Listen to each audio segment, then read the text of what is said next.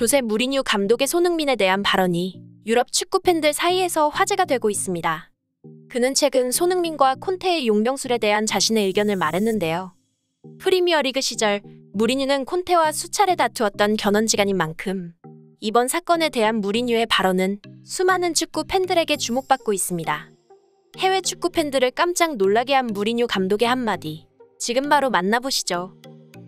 세계적인 명장 무리뉴는 거침없고 직설적인 발언으로 인해 독설가라는 별명을 가지고 있습니다. 콘테 감독과 만나기만 하면 싸웠던 앙숙으로 유명한 무리뉴는 기자회견에서 모발 이식까지 들먹이면서 콘테를 비난했습니다. 콘테 또한 무리뉴는 치매 질환이 있는 것 같다며 받아쳤는데요. 서로 자신이 지도했던 첼시 시절이 더 강했다며 어린애처럼 싸우기도 했던 두 사람의 다툼은 서로 다른 무대로 갈라서며 끝나는 듯 했습니다. 하지만 최근에도 두 사람은 친선전에서 승부를 겨루었고 경기는 AS 로마가 1대0으로 이기며 최근 대결은 무리뉴 감독의 승리로 끝났는데요. 당시 무리뉴는 토트넘의 전술에서 위화감을 느꼈으나 이젠 자신이 지도하는 클럽이 아니므로 간섭하진 않았다고 밝혔는데요.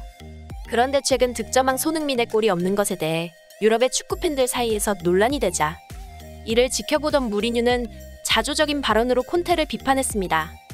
손흥민에게 수비 가담을 시키는 것은 내가 해봐서 잘 알고 있는데 그것은 분명하게 실패한 경험이었다. 손흥민은 언제나 내 지시를 존중하고 아무리 힘든 요구를 해도 묵묵히 따르면서 반드시 성과를 보여주는 훌륭한 선수였다.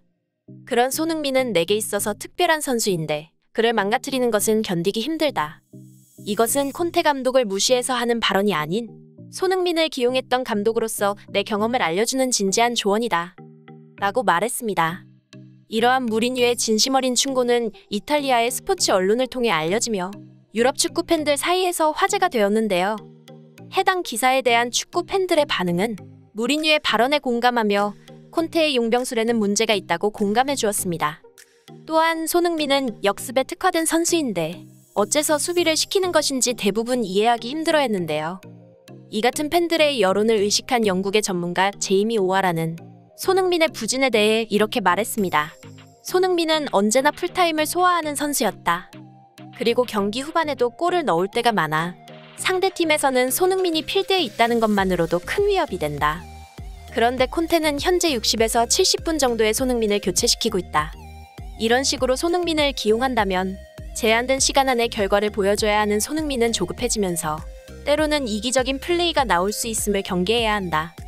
라고 말하며 콘테 감독은 용병술을 되짚어봐야 한다고 말했습니다. 그리고 손흥민은 클래스 있는 선수기 때문에 한번 골이 터지기 시작하면 지난 시즌의 폼을 금세 되찾을 것이라고 말했습니다. 그는 또한 콘테 감독이 자꾸 손흥민을 이런 식으로 사용한다면 손흥민은 자신이 히샬리송으로 대체되고 있다는 생각에 불쾌할 것이라고 했는데요. 그리고 이런 방식의 교체 지시는 자신감을 크게 떨어뜨리는 행위라고 말했습니다.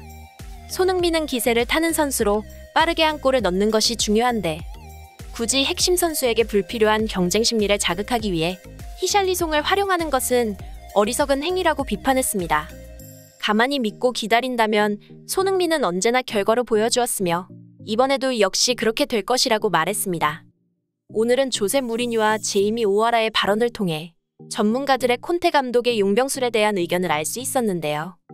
그 누구라 할지라도 수비에 집중하는 손흥민은 이해할 수 없다는 반응이 대부분이었습니다.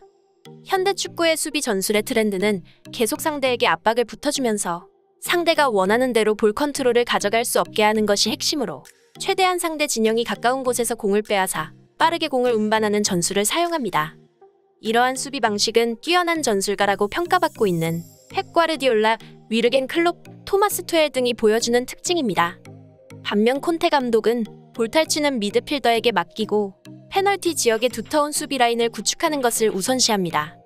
때문에 볼 점유율도 높지 않으며 역습 기회를 얻기도 힘들다는 것이 전문가들의 콘테 전술에 대한 평가입니다. 콘테 역시 이 같은 문제를 어느 정도 인지하고 있으며 자신의 전술의 핵심은 미드필더라는 것을 잘 알고 있는데요. 때문에 콘테는 탈압박 능력을 가지고 있는 공격형 미드필더 자니올로를 영입하기 위해 계속해서 토트넘의 보드진을 압박했던 것입니다. 그러나 언제나 그렇듯 레비 회장이 문제였습니다. 로마는 자니올로의 몸값으로 최소 5천만 유로를 요구했지만 토트넘 측에서는 그 반값인 2,500만 유로를 제시하며 협상이 결렬되었습니다. 이렇듯 프리미어리그에서 수익 대비 가장 돈을 쓰지 않는 구단은 바로 토트넘인데요. 우승컵을 원한다면 돈을 투자하는 것만이 정답이라는 것을 레비 회장이 알아주었으면 좋겠습니다. 오늘 준비한 영상 여기까지며 시청해주셔서 감사합니다.